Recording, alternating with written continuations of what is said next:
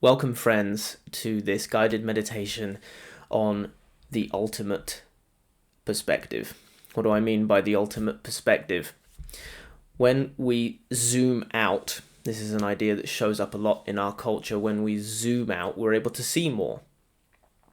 Sometimes it's appropriate to zoom in, and we're going to play with that too. But the overall shape of what we're going to do in this meditation is to zoom out, to see more, to gain the ultimate perspective. And so, I won't explain too much more before we simply dive in. Get yourself comfortable in a distraction-free environment. Pause the video if you need to get yourself set up. And then when you're ready, close your eyes with me and take 3 long, slow, deep breaths.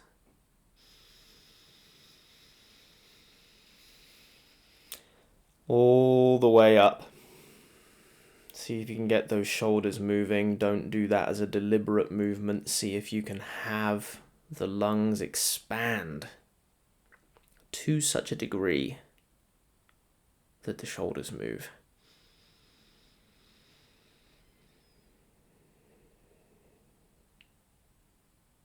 Bringing the air into the belly first,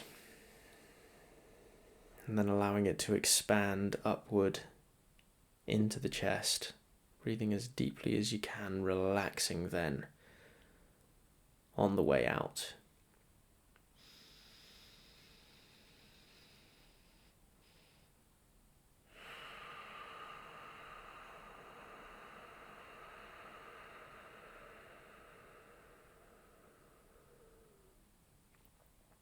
And then either continuing that rhythm of deep breathing if you wish, or returning to a more ordinary rhythm as you please.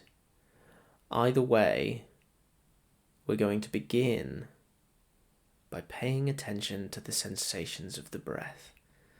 The classic breath meditation practiced so far and wide for millennia by hundreds of millions of people. Goodness, there must be something to it if it's been practiced so widely, hey?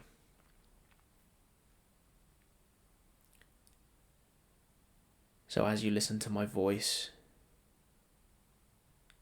take it as a cue to pay attention to the sensations of the breath, however they are, whatever they're like.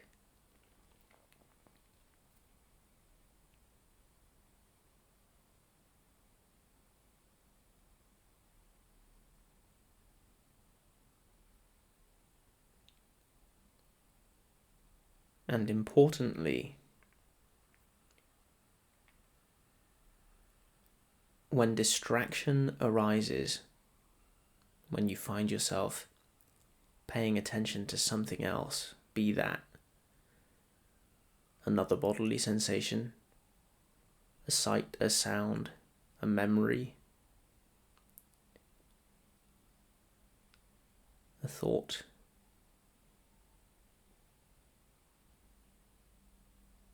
acknowledge the noticing of that distraction as successful practice. This is what we're here to do. To study the mind, to investigate our experience. What is it really like? We are not here to attempt to shut down the mind.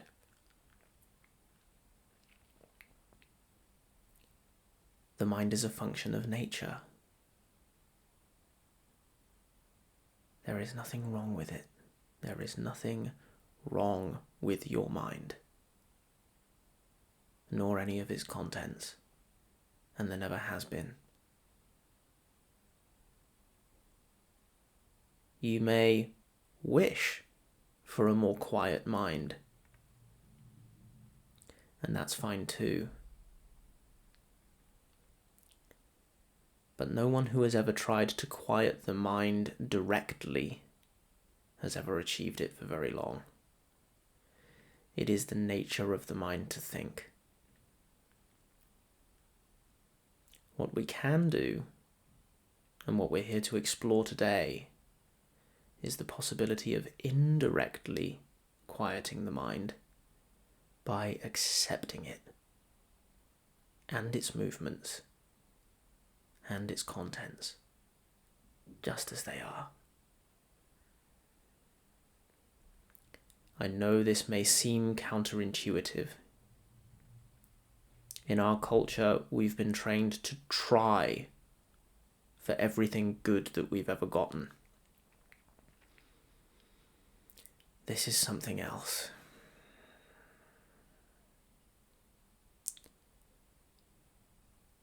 So run this as an experiment with me.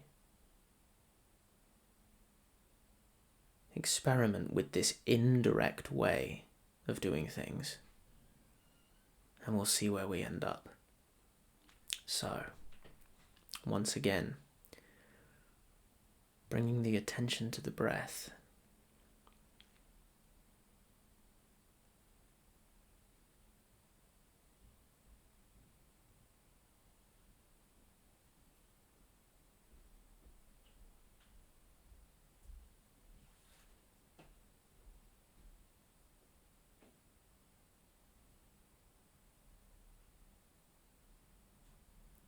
And should distraction arise, which it always will sooner or later, acknowledge that noticing as successful practice. You're learning about the mind.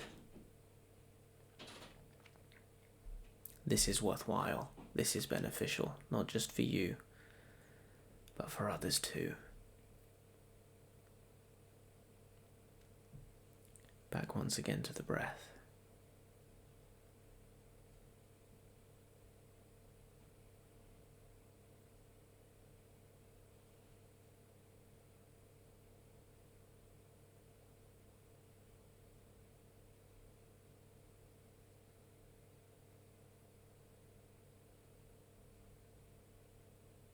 An infinite variety of sensations to notice here.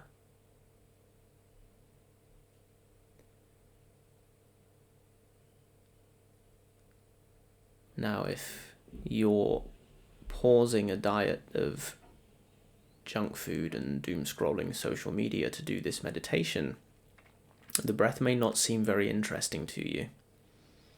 That's fine.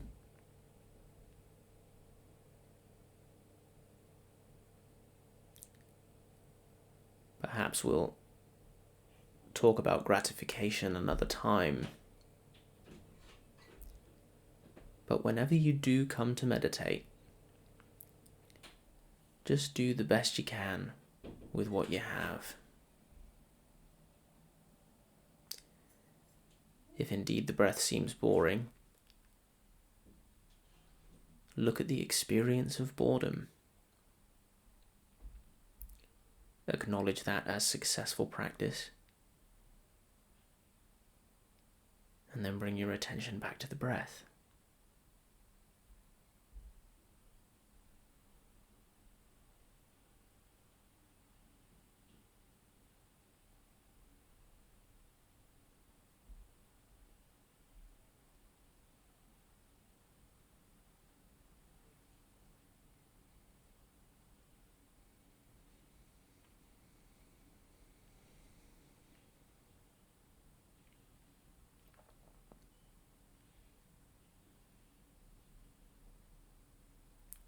Now, what we're doing here, in a way of speaking, is using the breath as a meditation object, something to meditate upon, something to bring the attention back to.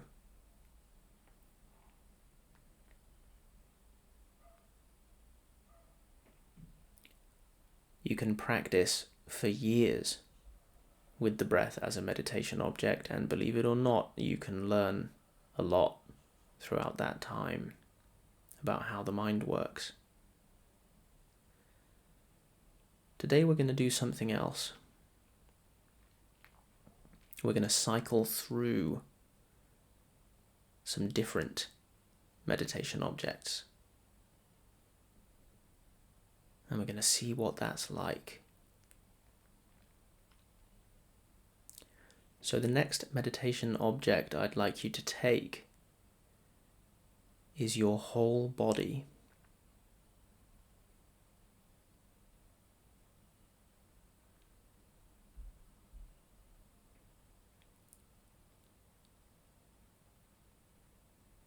For thousands of years, a practice called body scanning has been done.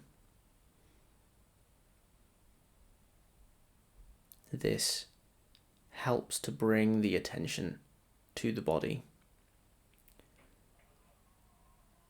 So we're going to run a brief body scan now.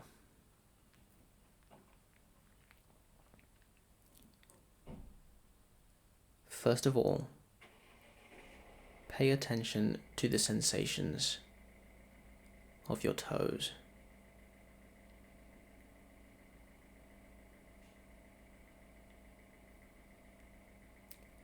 The soles of your feet.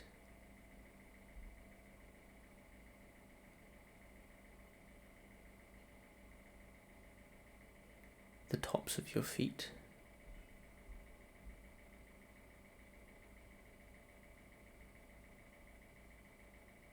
Your ankles.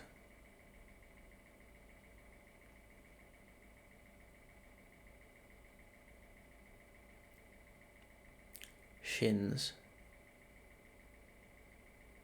Calves. Knees. Thighs.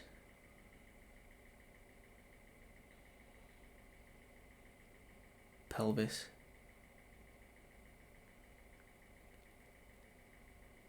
Hips.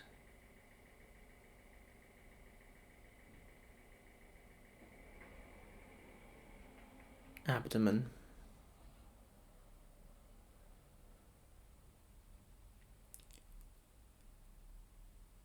Lower back.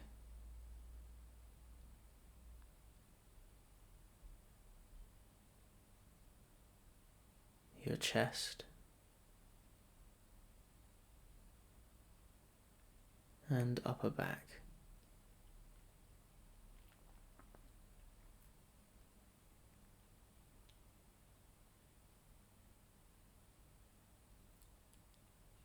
Pay attention to the sensations of your armpits.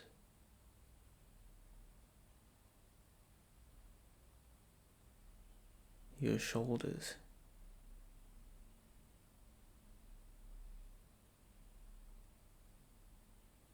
Upper arms.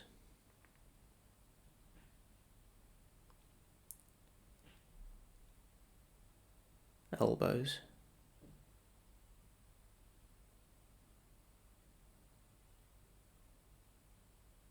Forearms.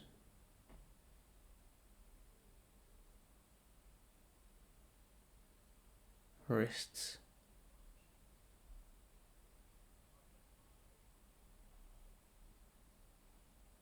Hands.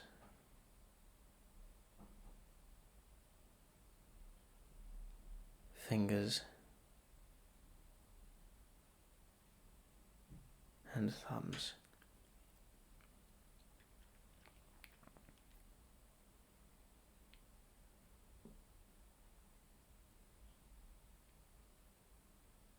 Now pay attention to the sensations of your neck.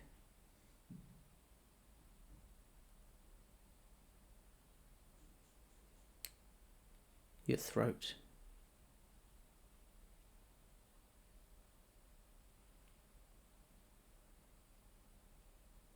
Jaw.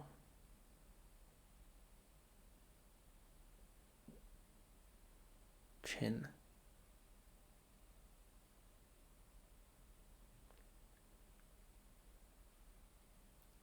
lips,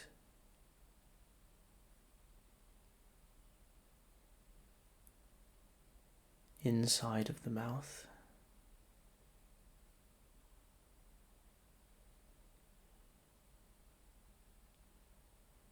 cheeks,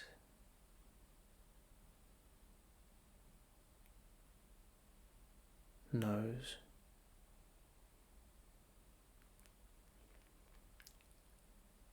eyes,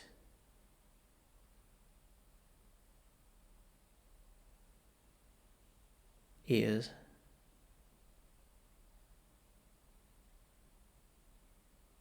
temples,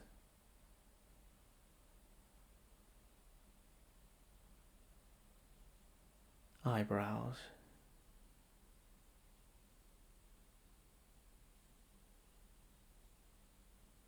space between the eyebrows,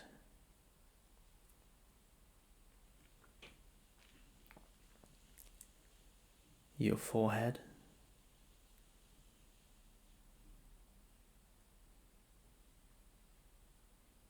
your scalp,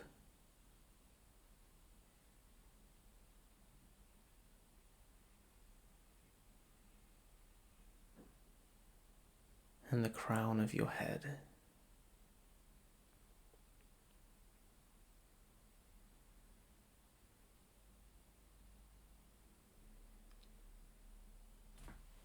And now pay attention to the sensations of the entire body,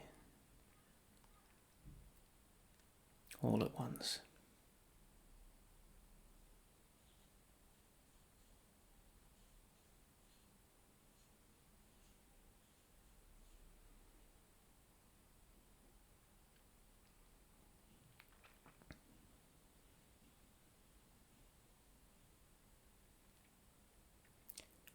You will likely find that your attention,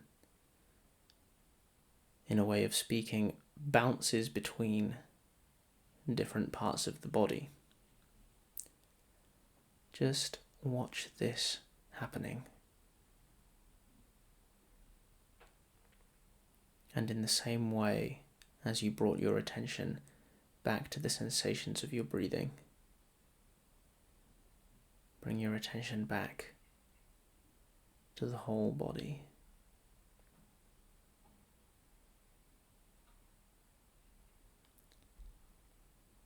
Once again, if you're distracted by a thought or a sound in the environment or anything else, acknowledge that noticing as successful practice.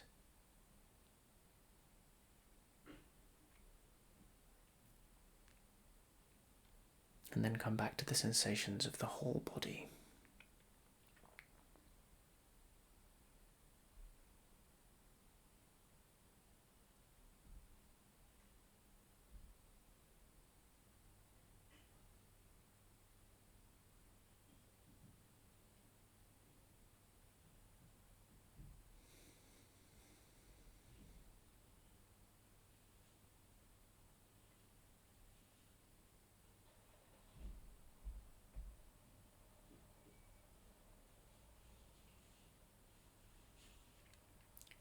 The next meditation object we will consider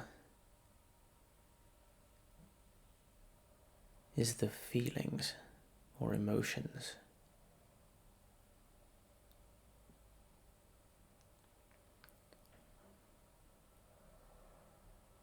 What emotional tones are present for you right now?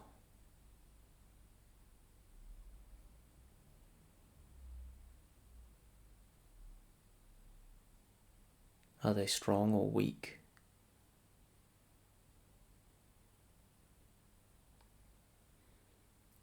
Pleasant, unpleasant, or neutral?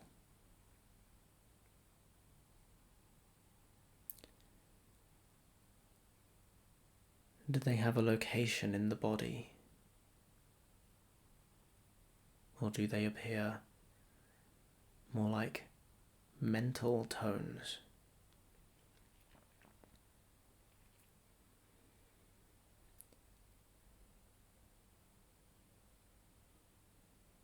If you have a label for the emotion that you're experiencing, let go of that label.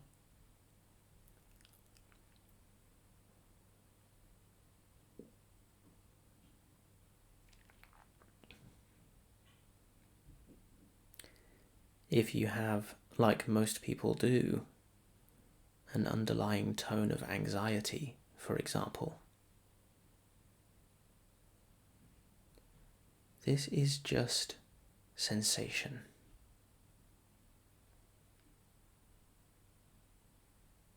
It may be a familiar sensation, and it may be perfectly valid to label that sensation anxiety. But here we're not interested in the label, we're interested in the sensation.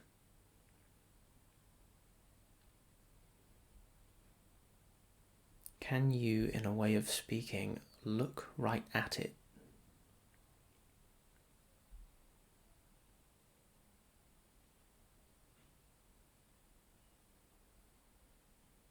And consider, what is its size?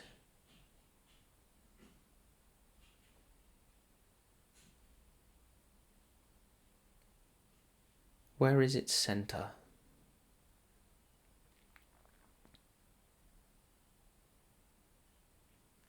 Where is its edge?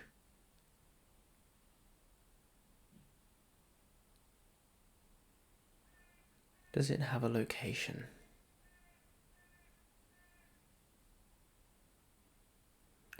For some people, emotions have a color.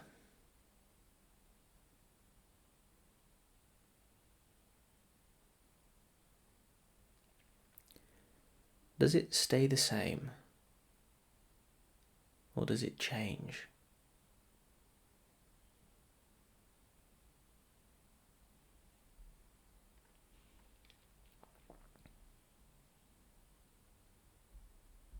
Does it vibrate? Or is it solid and still?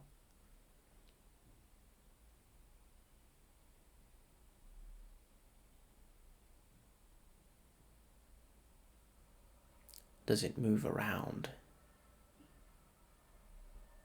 Or is it stationary?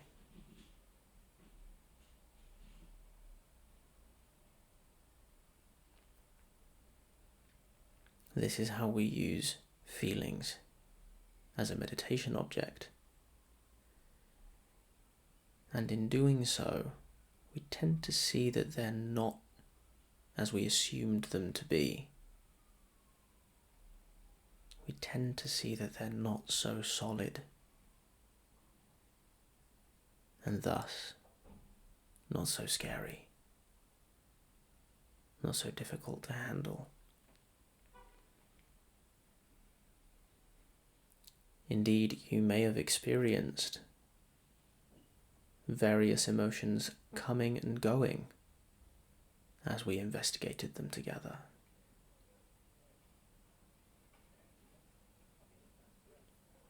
This shows us that no emotion stays for very long. They all pass. And you, my friends, have survived every single one of them. Congratulations.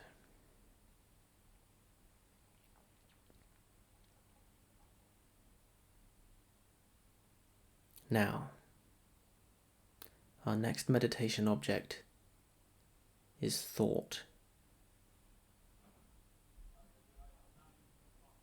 I strongly suspect you have had at least one thought during our practice together today. Where is that thought now?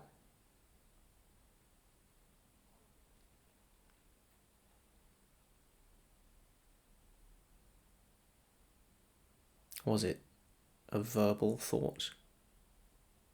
Was it visual? Was it a memory of a sound? What kind of thought? There are so many. Indeed, Very often thoughts and feelings are merged. Don't try to separate them out.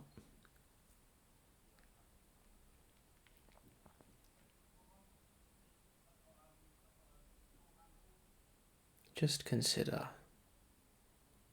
the thousands of thoughts you've had already today. Where are they now? What trace did they leave upon you?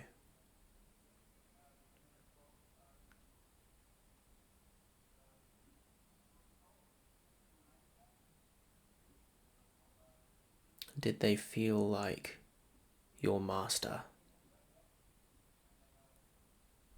Or were they rather in your service? Did you use your thoughts as a tool?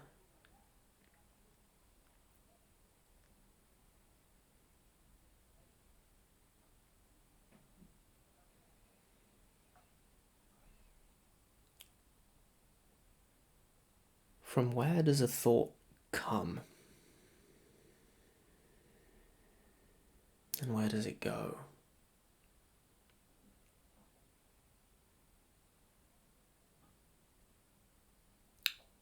Don't answer in words. Just contemplate. Have you ever been able to follow a thought beyond its going? Have you ever been able to follow it back to wherever it ends up?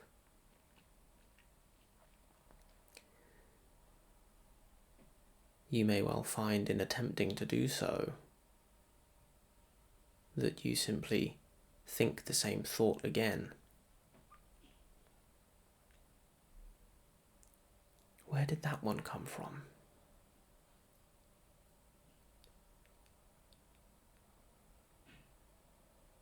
And to move on to our final meditation object. In what space does that thought arise?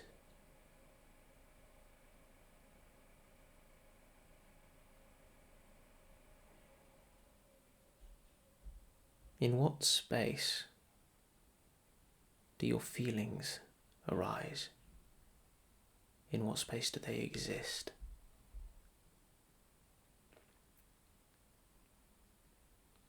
In what space do the sensations of the body and the breath arise and exist?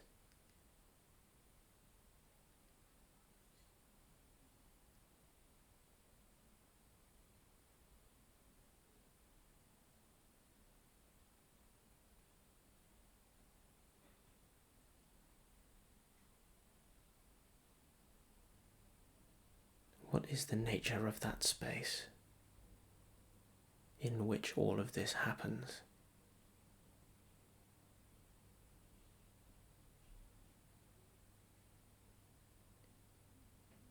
We call it awareness.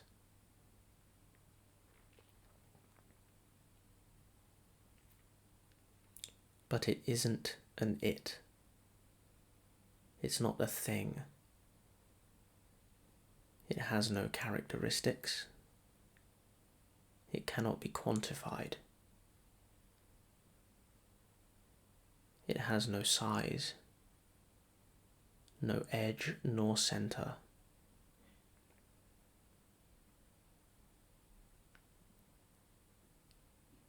The only thing it can be likened to is pure space.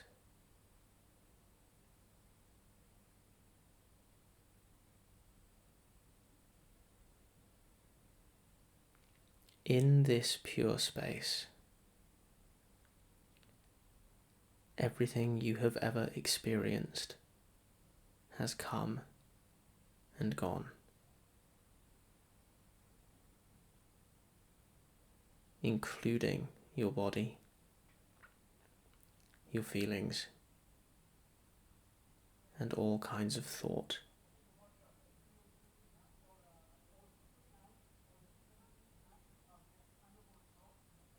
This space, then, is who you really are.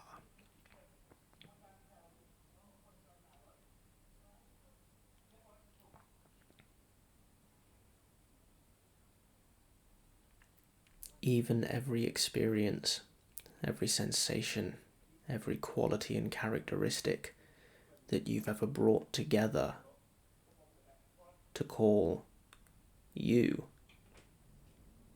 has come and gone within this space.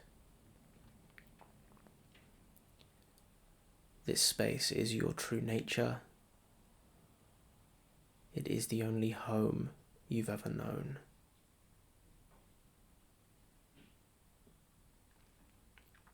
But if it seems unfamiliar, that's because it has been so thoroughly obscured by all the stuff of life and your identification with that stuff.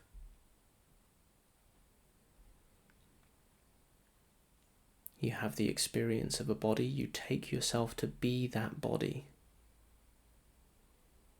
You say, I am 5'10".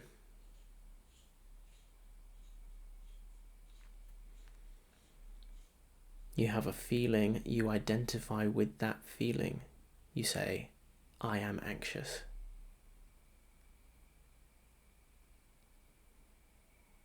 You have a thought. You identify with that thought. You say, I am unsure.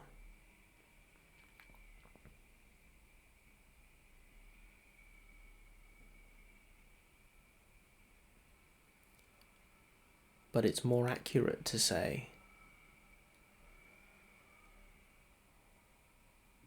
there is this body, this appearance of a 5'10" body.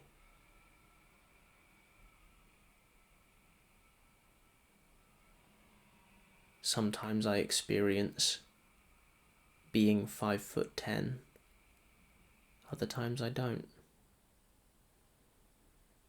It's an appearance that comes and goes.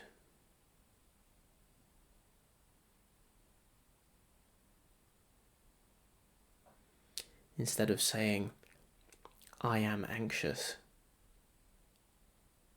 I encourage you to say instead, there is some anxiety.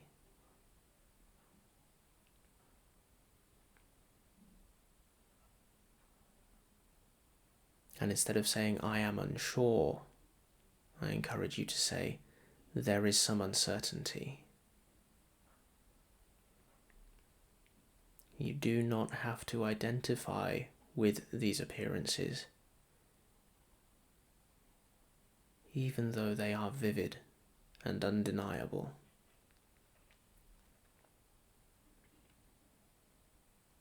In breaking this identification, you become free. You are no longer anxious. Only there is some anxiety. In this way, you hold it more lightly.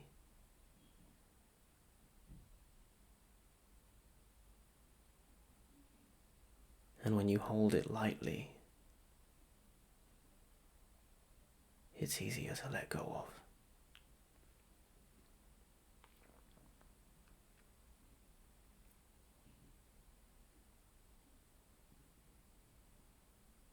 I encourage you to run this meditation for as long as you need, as many days in a row, perhaps even multiple times each day, until you're able to recognize this truth of your being as awareness in more and more of your circumstances. And then cease to rely on this meditation, but rather make that recognition in as many moments of your day as you can. Rest naturally without seeking or describing anything. just for a short moment, as Ziji Rinpoche says. This is all that is necessary for you to experience complete freedom and realize the natural peace, wisdom, and effectiveness that is your birthright, that is your true nature, that is your default mode.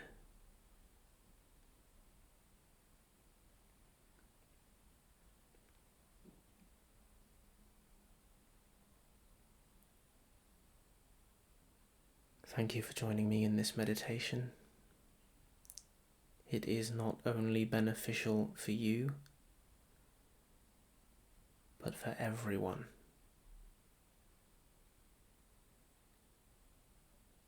For the more you realize your true nature as pure space, the more capacity you have to help others.